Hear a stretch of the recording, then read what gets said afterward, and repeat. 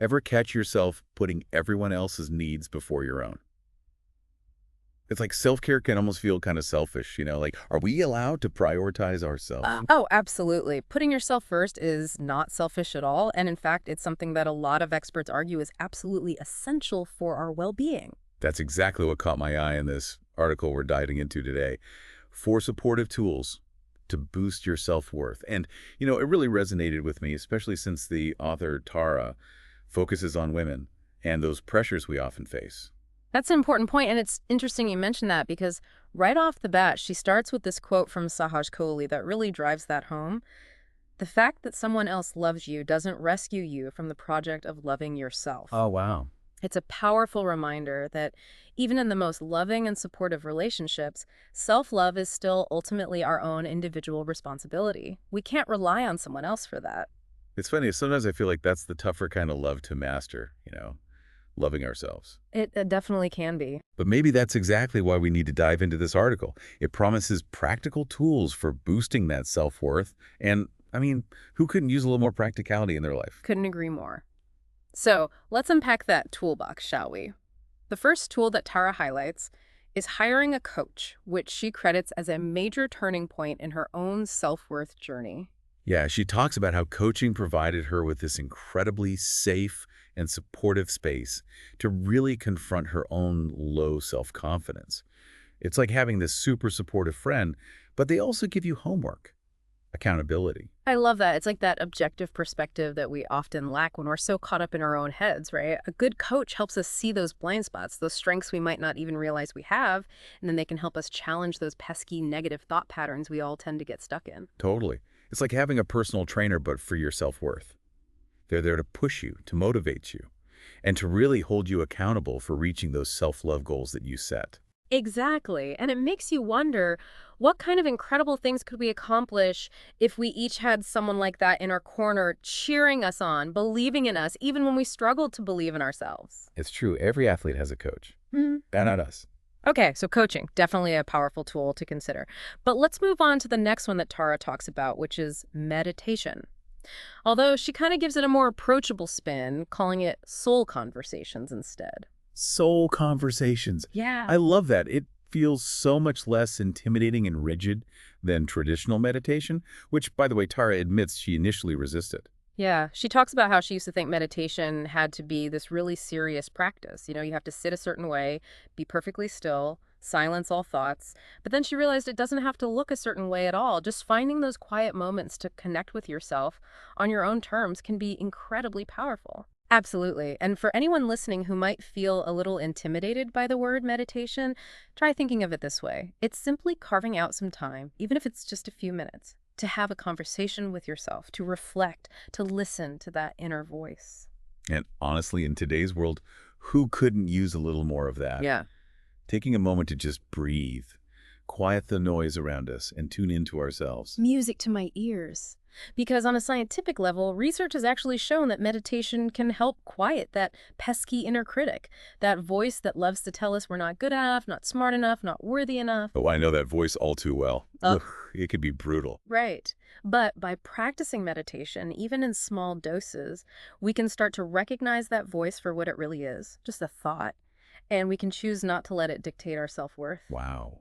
It's like we can actually take back control of the narrative that plays out in our own minds. Yeah, That's so empowering. exactly. And speaking of taking control, let's move on to Tara's third tool for boosting self-worth, which is journaling. Ugh, journaling, one of my personal favorites. There's something so incredibly powerful and therapeutic about putting pen to paper. Right. And Tara really encourages us to embrace the messiness of it all. Don't worry about sounding profound or eloquent, she says. Just get it all out. The good, the bad, even the straight up ugly. It's like a brain detox for your self-worth. I love that analogy. It really is. And it's so true. Journaling isn't about creating some masterpiece. Yeah. It's not about writing something that you're going to frame and hang on the wall. Exactly. It's about creating space, giving yourself permission to just feel without judgment, without censorship. And what's amazing is as we do that, as we start pouring those thoughts and feelings onto the page, we often start to see these patterns emerge, Mm. right? Things we might not have even been aware of before. You're right. You start to notice recurring themes. Maybe some negative self-talk or limiting beliefs that we've been carrying around without even realizing it. Totally. It's like, oh, Yeah. there you are again. Precisely.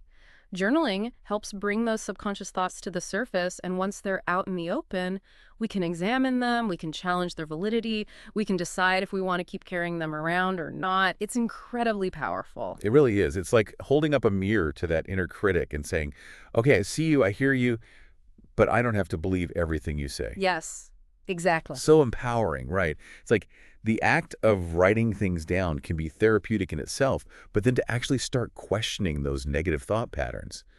Whoa, that's like unlocking a whole new level of self-awareness. It really is. And you know that increased self-awareness, that's crucial for building lasting self-worth. Because when we understand ourselves better, when we can identify our triggers and challenge those limiting beliefs, we're better equipped to cultivate a more compassionate, more loving relationship with ourselves. Okay, so we've talked about working with our thoughts, our emotions through coaching, meditation, and journaling. But what about the power of our senses? Tara takes a kind of a fascinating turn with her fourth tool for boosting self-worth, which is essential oils. This is where things get really interesting. I know, essential oils, they can seem a little, how shall we say, alternative. A little woo-woo. Exactly. But there's actually a surprising amount of science that supports their use in influencing our moods, our emotional states. Yeah, I was a little bit skeptical at first too, I'll be honest, but Tara explains how certain scents can actually trigger emotional responses in us, even memories, because of their direct connection to the limbic system in our brain. That's right. And for those who are like, the limbic system, what's that? It's basically the emotional hub of our brain. Okay. It plays a key role in processing our emotions, our memories, and even our sense of smell. So when we inhale essential oils, those scent molecules, they travel directly to the limbic system, and that can actually have a real impact on our mood and emotional state. It's like aromatherapy for the soul. I Exactly. love that. And Tara specifically highlights two essential oils in the article for boosting self-worth: bergamot and copaiba. Ah, bergamot. Such a wonderful choice. It's often called the oil of self-acceptance, which I find so fitting. Right. Like, who wouldn't want a little bottle of self-acceptance, especially on those tough days? Exactly. And Tara suggests either diffusing it or even just applying it topically over your heart area. It's just this gentle, beautiful way to invite a little more self-love and acceptance into your life. It's like a fragrant hug for your heart. Yeah. Okay, now copaiba, this is a new one for me. Tara calls it the oil of unveiling, which, okay, that sounds intriguing, but honestly, I'm not quite sure what to make of that. Help me out here. Well, think of it this way. Copaiba is known for its grounding and calming properties. Okay. And when we feel more grounded, more secure within ourselves, it becomes easier to navigate those inevitable moments of self-doubt or insecurity that tend to pop up. So it's like an emotional anchor, something to kind of help us stay steady when the seas of self-criticism start to get a little rough. That's a great way to put it. It helps us tap into a deeper sense of inner peace, inner stability. And you know, from that place of stability, it's easier to access our self-worth, our resilience. That's so interesting. I have to admit, I was a little hesitant about the whole essential oils thing at first, but hearing you explain it, I'm starting to really see how they could be these powerful allies in our self-worth journey. Like, it's amazing to me how much power our sense of smell actually has over our emotions, our overall well-being. It really is fascinating, and it speaks to that interconnectedness of our mind, body, and spirit. I mean, each of these tools that we've discussed, right?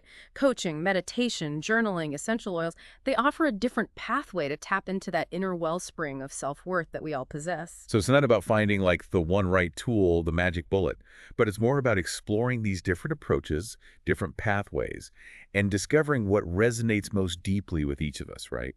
Absolutely. It's about creating that personalized toolkit for self-love, drawing from those practices that feel most authentic and supportive for you as an individual. I love that.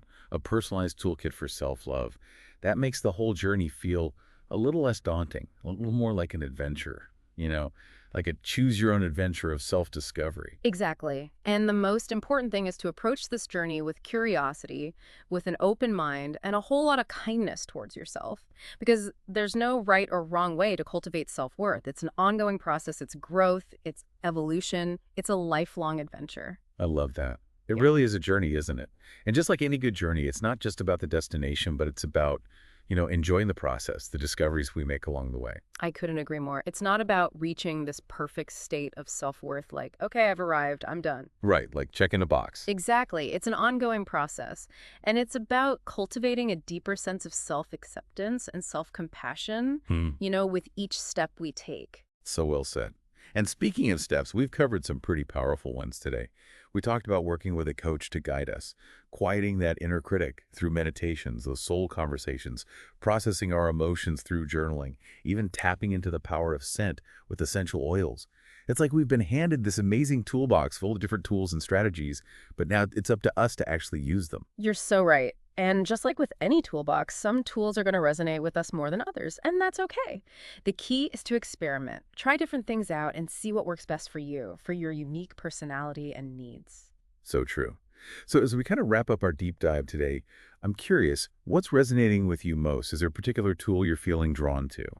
It's funny you should ask because while I truly believe all of these tools are valuable and have their place, I find myself coming back to the simplicity of journaling. For me, there's just something so grounding and therapeutic about putting pen to paper, giving myself that dedicated space to just process my thoughts and emotions without judgment. I hear you on that. I think there's something about that externalization process, getting those thoughts and feelings out of our heads and onto paper, almost like you're releasing them. Exactly. And as we've talked about, that release can be so incredibly freeing, allowing more self-compassion and understanding to emerge. So true. Yeah. Hey, as we wrap up, something else that really stuck with me was what you said earlier about self-worth being an ongoing journey, not a destination. It's such a good reminder that this isn't about achieving some perfect state of self-love and then being done, but about showing up for ourselves day after day, even when it feels challenging. Absolutely. And remembering that setbacks are a natural part of the process. I mean, we're all human. We're all going to have those moments of self-doubt. The key is to approach those moments with kindness and curiosity. And maybe even view them as opportunities for growth and learning. What a Exactly. perfect note to end on. So as you go about your day, remember, you are worthy, you are capable, you are deserving of love and respect, starting with the love and respect you give to yourself. Beautifully said. And remember, it's okay to start small. Even 5 minutes of journaling or a few deep breaths, it all counts. It all matters. And who knows, maybe that one small step today sparks a lifetime of self-discovery and empowerment. This has been another deep dive. Don't forget to subscribe so you don't miss out on future episodes where we'll unpack even more fascinating topics, just like this one. Until next time, keep learning, keep growing, and keep diving deep.